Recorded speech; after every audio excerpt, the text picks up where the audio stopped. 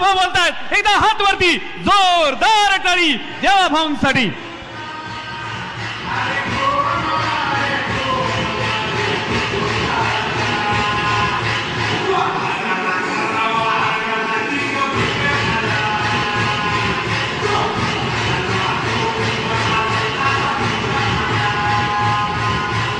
येळकोट येळकोट येळकोट येळकोट. छत्रपती शिवाजी महाराज की. धर्मवीर छत्रपती संभाजी महाराज की. राजे उमाजी नाईक यांचा. राजे उमाजी नाईक यांचा. हिंदवी स्वराज्याचे सरसंस्थापक छत्रपती शिवरायांना मानाचा मुजरा करतो. भारतीय राज्यघटनेचे शिल्पकार भारतरत्न डॉक्टर बाबासाहेब आंबेडकर यांना मानवंदना अर्पित करतो. आज आद्य क्रांतीवीर राजे उमाजी नाईक यांच्या जयंती सोहळ्याच्या निमित्ताने मंचावर उपस्थित असलेले छत्रपती शिवरायांचे वंशज आणि राज्याचे सार्वजनिक बांधकाम मंत्री सन्माननीय शिवेंद्रसिंह राजे भोसले, सन्माननीय आमदार विजयबापू शिवतारे, राहुलजी कुल, विक्रमजी पाचपुते, सचिनजी पाटील, आपले भटक्या विमुक्तांचा वाघ म्हणून ज्याला ओळखतात ते गोपीचंदजी पडळकर, रणजित सिंह नाईक निंबाळकर आणि ज्यांनी रामोशी, बेरड, बेडर सर्व समाजाला एकत्रित करून एक मोठा लढा उभारला ते आपले नेते दौलत नाना शितोळे. मंचावर उपस्थित वाल्मिकी गुरुपीठ कर्नाटकचे श्री श्री प्रसन्नानंदजी पुरी महास्वामी, प्रकाश सेठ धारीवाल, मोहनराव मदने, अंकुशराव जाधव, सन्माननीय आमचे सहकारी माजी आमदार संग्रामजी थोपटे, संजयजी जगताप, अशोकजी टेकवडे, बाबा जाधवराव, गणेश खोडे, शेखर वडणे, प्रताप पवार, प्रवीण भैया माने, हेमंत हरकरे, राहुलजी पाचरणे, हरिभाऊ लोळे, मयूर पाटील, आपले जिल्हाधिकारी श्री जितेंद्र डुडी, श्री संदीप सिंह गिल, श्री गजानन पाटील, श्री राजेंद्र रहाणे, मंचावरील सर्व मान्यवर आणि या ठिकाणी मोठ्या संख्येने उपस्थित असलेल्या माझ्या सर्व माता भगिनी आणि बंधूंनो, सर्वप्रथम इंग्रजांच्या विरुद्ध क्रांतीची ज्योत पेटवणारे आद्य क्रांतिकारक हुतात्मा राजे उमाजी नाईक यांच्या चरणी मी या ठिकाणी वंदन करतो आणि नतमस्तक होतो. आपण सगळे लोक आज त्यांच्या जयंतीच्या निमित्ताने या ठिकाणी एकत्रित आलो आहोत. आमचा रामोशी समाज, बेडर समाज, बेरड समाज या समाजाचा इतिहास अतिशय स्वर्णिम अशा प्रकारचा इतिहास आहे. संस्कृतीचं संवर्धन करणारा, देव देश धर्माकरता लढणारा, निसर्गाचं संवर्धन करणारा अशा प्रकारचा दराखोऱ्यांमध्ये राहणारा हा समाज, खऱ्या अर्थानं या रामोशी समाजाचं नातं तर प्रत्यक्ष प्रभू श्रीरामांची आपल्याला पाहायला मिळतं. असे श्रीरामांचे वंशज असलेले आमचे रामोशी या ठिकाणी आज उपस्थित आहेत. आणि आपल्या सगळ्यांना माहिती आहे, ज्याचा उल्लेख झाला मगाशी आपण फिल्ममध्ये देखील बघितलं, मोठ्या प्रमाणात दख्खनच्या इतिहासामध्ये आमच्या रामोशी समाजाच्या वेगवेगळ्या राजांनी केलेलं कार्य हे अतिशय अतुलनीय अशा प्रकारचं कार्य आहे.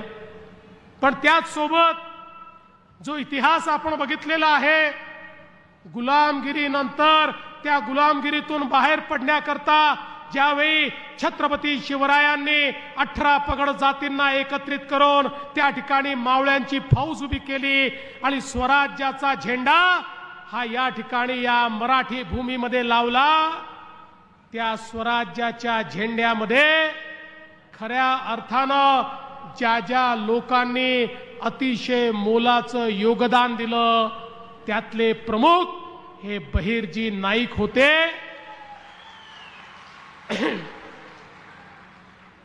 शत्रूच्या छावणीमध्ये अचूकपणे शिरणारे बहिर्जी नाईक, त्या ठिकाणी शत्रूची सगळी माहिती आणणारे बहिर्जी नाईक, आणि एकदा बहिर्जी नाईकांनी सगळी माहिती आणली की महाराज त्या ठिकाणी गनिमी कावाचा वापर करायचे आणि 5000 मावळ्यांनी लाखोची फौज त्या ठिकाणी समाप्त करून टाकायचे आणि स्वराज्याचा झेंडा त्या ठिकाणी लागायचा।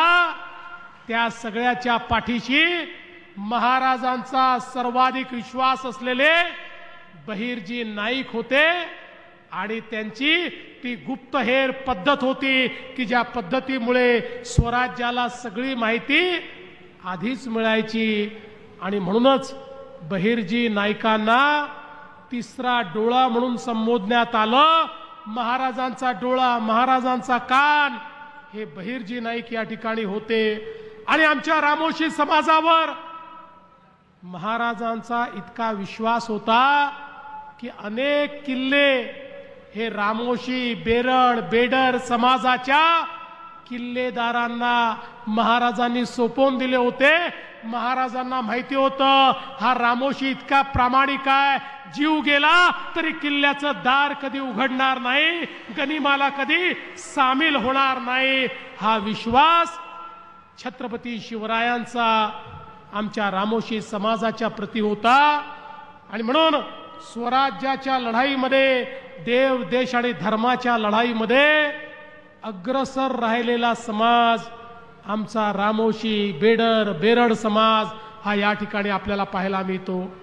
आणि त्यानंतर मराठेशाही ज्यावेळी हळूहळू त्या ठिकाणी कमजोर झाली आणि इंग्रजांचं राज्य उभं राहायला लागलं, या देशामध्ये ब्रिटिश ईस्ट इंडिया कंपनीने आपली पाळं मुळं खालपर्यंत नेली, त्यावेळी खऱ्या अर्थानं ब्रिटिश ईस्ट इंडिया कंपनीला पहिला विरोध या भारतामध्ये कोणी केला असेल तर त्या व्यक्तीचं नाव होतं राजे उमाजी नाईक।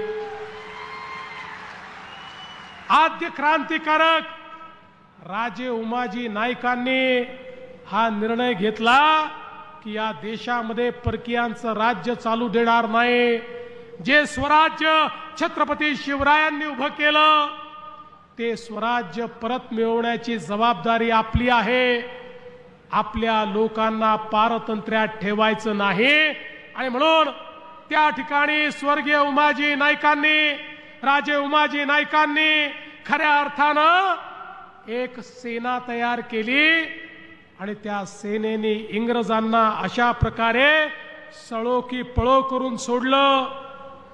1820 साली रॉबर्ट नावाच्या इंग्रजी अधिकाऱ्याने एक पत्र ईस्ट इंडिया कंपनीच्या माध्यमातून इंग्रजाच्या सरकारला त्या ठिकाणी लिहिलं आणि त्यात तो म्हणतो उमाजी रामोशी समाज, उमाजींचा रामोशी समाज हा इंग्रजांच्या विरुद्ध तिरस्काराने पेटला असून तो कोणत्या तरी राजकीय बदलाची वाट पाहत आहे। जनता त्यांना मदत करीत असून कुणी सांगावे हा उमाजी राजा होऊन छत्रपती शिवाजींसारखं राज्य तर स्थापन करणार नाही ना। अशा प्रकारचं पत्र हे इतिहासामध्ये उपलब्ध आहे जे खऱ्या अर्थानं त्या रॉबर्टने लिहिलं होतं। आणि मॅकॅन्टॉस सारखा अधिकारी, ज्या मॅकॅन्टॉसने खूप मोठ्या प्रमाणात इतिहास लिहून ठेवलाय, तो मॅकॅन्टॉस म्हणतो उमाजी पुढे छत्रपती शिवाजी महाराजांचा आदर्श आहे, त्याला जर फाशी दिली नसती तर तो दुसरा शिवाजी झाला असता। अशा प्रकारे मॅकॅन्टॉसने राजे उमाजी नाईक यांच्याबद्दल लिहून ठेवलेला आहे।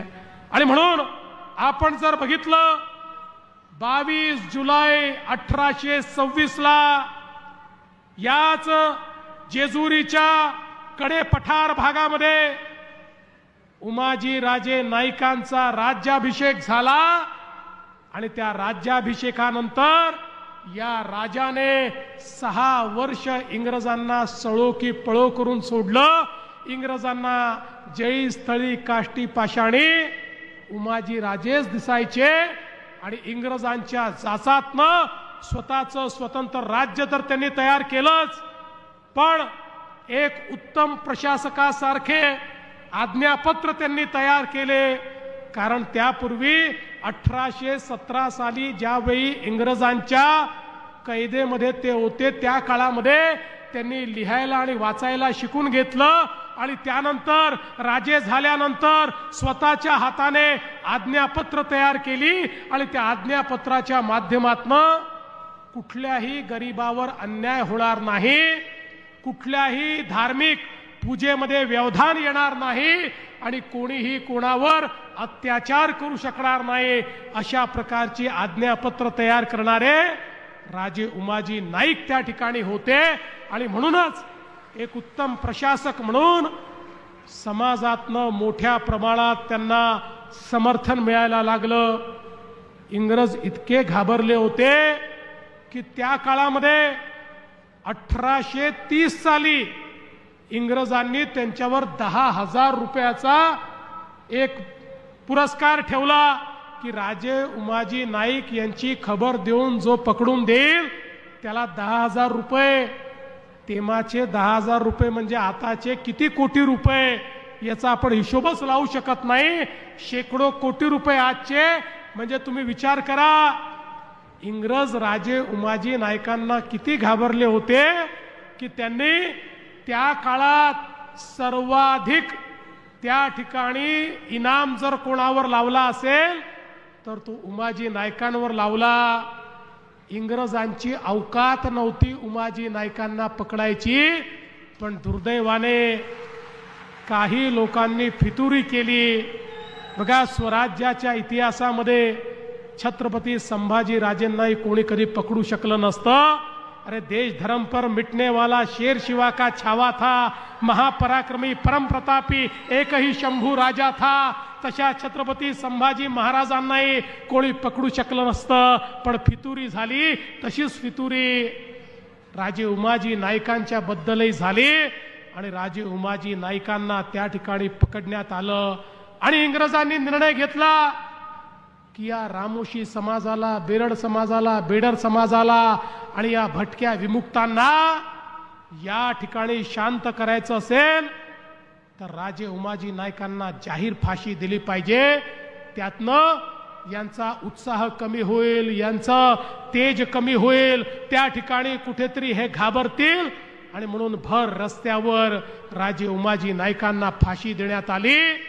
पण त्या फाशीने आमचा बेरड समाज, बेडर समाज, रामोशी समाज थांबला नाही. त्यानंतरही ही लढाई अशीच त्यांनी सुरू ठेवली. बंधू भगिनींनो, या स्वातंत्र्याच्या लढाईमध्ये आमच्या आदिवासी समाजाने आणि आमच्या भटक्या विमुक्तांनी या ठिकाणी जे योगदान दिलेलं आहे, दुर्दैवाने आपल्या इतिहासाने हे योगदान कधीच लिहून ठेवलं नाही. आमच्या या समाजाच्या योगदानाला कधीच पुढच्या पिढीपर्यंत पोचू दिलं नाही. आणि इंग्रजांच्या तर लक्षात आलं होतं की हे समाज असेच या ठिकाणी तेजस्वी राहिले तर आपण या भारतामध्ये राज्य करू शकत नाही. या समाजाचं तेज नष्ट करा, या समाजाची लढवय्यी वृत्ती नष्ट करा, यांची विजिगीषू वृत्ती नष्ट करा. आणि म्हणून इंग्रजांनी क्रिमिनल ट्राइब्स ऍक्ट त्या ठिकाणी तयार केला आणि या सगळ्या समाजांना गुन्हेगारी समाज म्हणून त्या ठिकाणी त्या कायद्याच्या माध्यमातून घोषित केलं.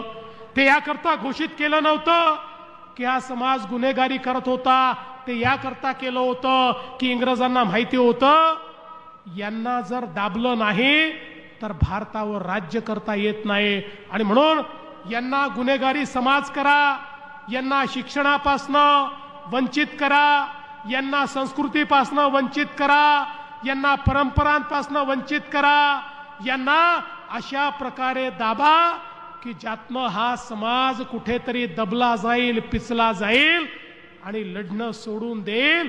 आणि म्हणून जवळजवळ 80 वर्ष आमचा हा समाज गुन्हेगारी समाज म्हणून त्या ठिकाणी मागे पडला. आणि म्हणूनच स्वातंत्र्य मिळाल्यानंतर देखील 5 वर्षापर्यंत आम्हाला गुन्हेगारी समाज म्हणूनच त्या ठिकाणी मानलं गेलं. पण त्यानंतर गुन्हेगारी समाजाचा शिक्का आमच्या माथ्यावरनं पुसला गेला. पण 80 वर्षाच्या या सामाजिक दबावामुळे, या सांस्कृतिक दबावामुळे, या शैक्षणिक वंचिततेमुळे समाज कुठेतरी मागे पडला. दऱ्याखोऱ्यांमध्ये, कडे कपाऱ्यांवर, जंगलामध्ये वावर करत असताना समाजाचं तेज हे कुठेतरी भंग पावलं. आणि म्हणूनच आज आवश्यकता आहे पुन्हा एकदा आमच्या या समाजाला तेच राजे उमाजी नायकांचं तेज परत करायची. आणि म्हणूनच आज आपल्या सरकारने हा जो प्रयत्न सुरू केलेला आहे तो हाच प्रयत्न आहे की आमच्या रामोशी, बेडर, बेरड समाजाला त्यांच्या इतिहासाची आठवण करून द्यायची, त्यांच्या शौर्याची आठवण करून द्यायची आणि पुन्हा एकदा या समाजाला देशाच्या आणि राज्याच्या आर्थिक प्रवाहामध्ये मुख्य धारेमध्ये आणायचं.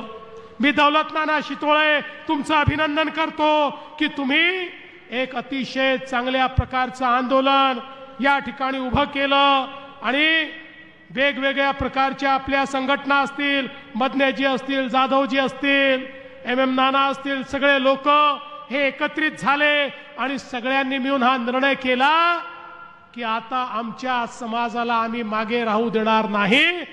तर ज्या प्रकारे राजे उमाजी नायकांनी या समाजाला एक अभिमान दिला होता, एक स्वाभिमान दिला होता, तशाच प्रकारचा स्वाभिमानी समाज आम्ही उभा करू. आणि ज्यावेळी रामोशी समाजाच्या, बेरड समाजाच्या, बेडर समाजाच्या आमच्या नेत्यांनी आम्हाला हाक दिली, त्यांच्या हाकेला आम्ही प्रतिसाद दिला आणि सांगितलं काळजी करू नका, सरकार तुमच्या पाठीशी ताकदीनं उभं राहील. बंधू भगिनींनो, आम्ही या ठिकाणी स्मारक करायचा निर्णय घेतला आणि राजे उमाजी नाईक यांची जयंती ही साजरी करण्याचा निर्णय घेतला. ही केवळ जयंती पुरतं नाही आहे, तर या निमित्ताने समाजाला एकत्रित करून समाजाचा इतिहास हा पुन्हा रोपित करायचा.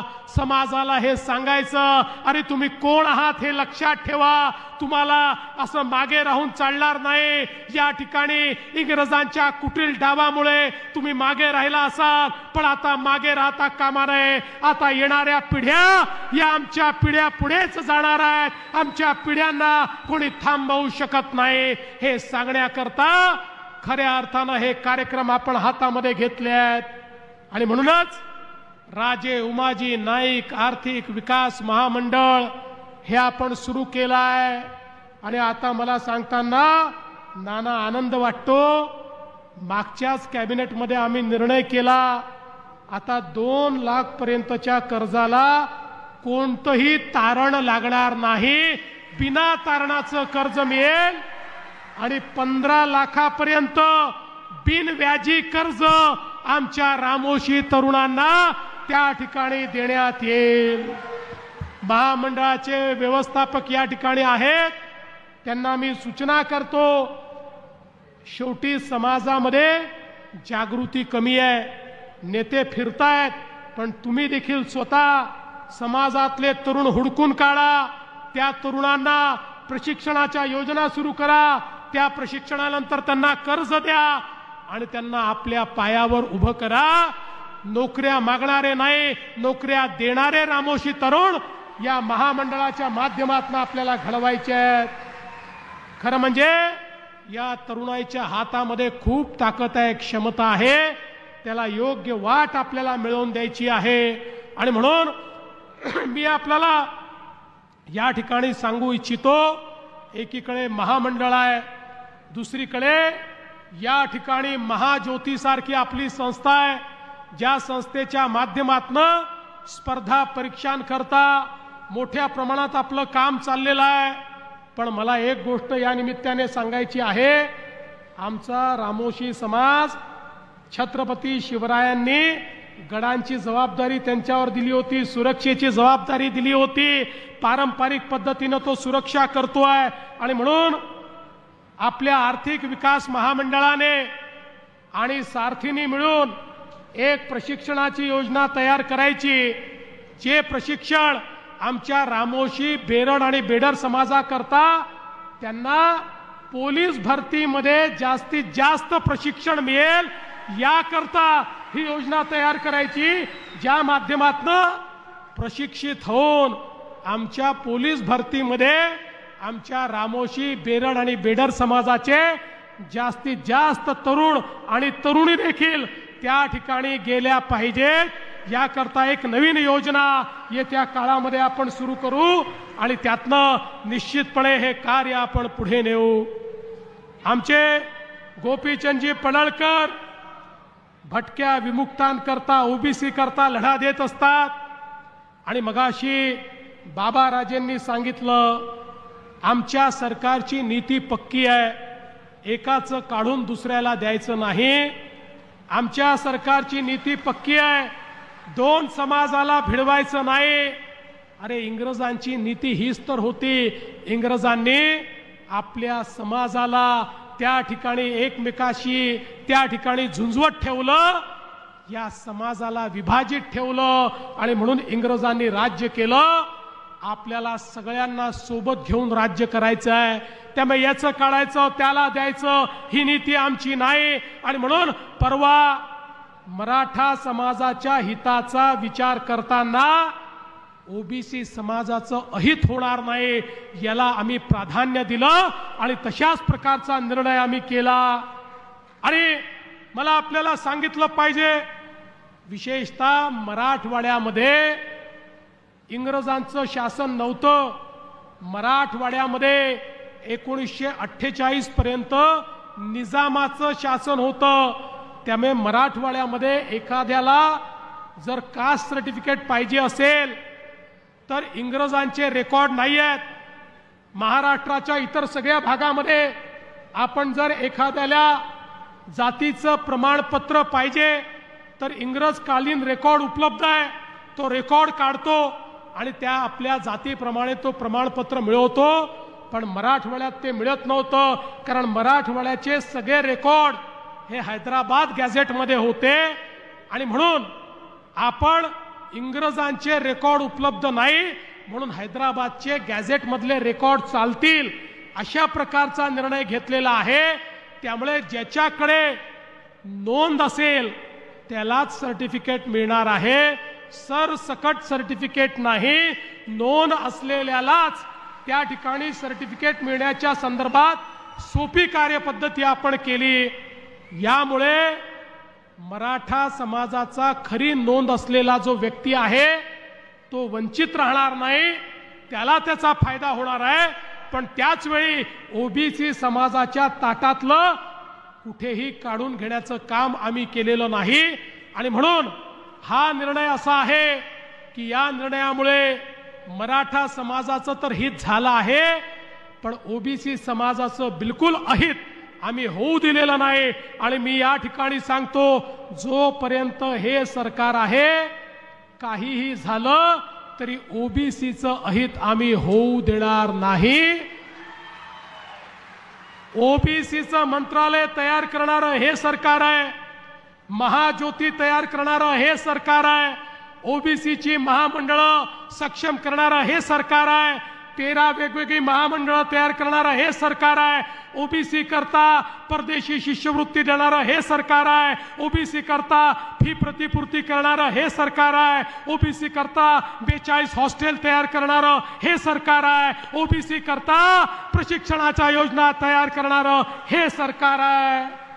याचं कारण आम्हाला हे माहिती आहे की जोपर्यंत छत्रपती शिवरायांसोबत लढणाऱ्या 18 पगड जातींना आम्ही मुख्यधारेमध्ये आणणार नाही तोपर्यंत शिवकार्य कधीच पूर्ण होऊ शकत नाही। ओबीसींचा त्या ठिकाणी उत्थान, ओबीसींचा विकास म्हणजे शिवकार्य आहे आणि ते शिवकार्य केल्याशिवाय हे सरकार कधीच थांबणार नाही। आणि म्हणून कोणीही मनात शंका आणू नका, आम्ही दबावापोटी काम करत नाही, आम्ही समाजाच्या प्रेमापोटी काम करतो। त्यामुळे कुठलाही समाज मागण्या घेऊन आल्यानंतर त्या समाजाच्या योग्य मागण्या या निश्चितपणे पूर्ण करण्याचं काम हे आमचं सरकार यापुढेही करेल। आणि दौलत नाना काळजी करू नका, तुम्ही संकोच करत होतात, तुम्ही म्हणत होतात मागण्या तर अनेक झाल्या पण अजून मागण्या आहेत। समाजाच्या मागण्या कधी संपत नसतात, त्या एक संपली की दुसरी मागणी मागायची असते आणि तुम्ही मागत राहा आणि आम्ही देत राहू। आणि आम्ही का देऊ माहिती आहे, तुम्ही आम्हाला निवडून दिलं म्हणून देऊ शकतो। त्यामुळे आम्ही काही आमच्या पदरचं देत नाही, आमच्या खिशातलं देत नाही, आम्हाला तुम्ही देण्याचा अधिकार दिला म्हणून जे तुमचं आहे ते तुम्हाला आम्ही देतो आहे। त्यामुळे तुम्ही मागत राहा, जेवढी क्षमता असेल तेवढ्या क्षमतेनं देत राहू। आणि छत्रपती शिवाजी महाराजांनी जो मार्ग दाखवला, ज्या मार्गावर राजे उमाजी नाईक देखील चालले, त्याच मार्गाने 18 पगड जातींना सोबत घेऊन या महाराष्ट्रातल्या दीन दलित गोर गरीब आदिवासी शेतकरी शेतमजूर ओबीसी मराठा अल्पसंख्याक सगळ्यांना सोबत घेऊन आमचं राज्य हे पुढे जात राहील हा विश्वास या निमित्ताने व्यक्त करतो आणि माझं बोलणं संपवतो।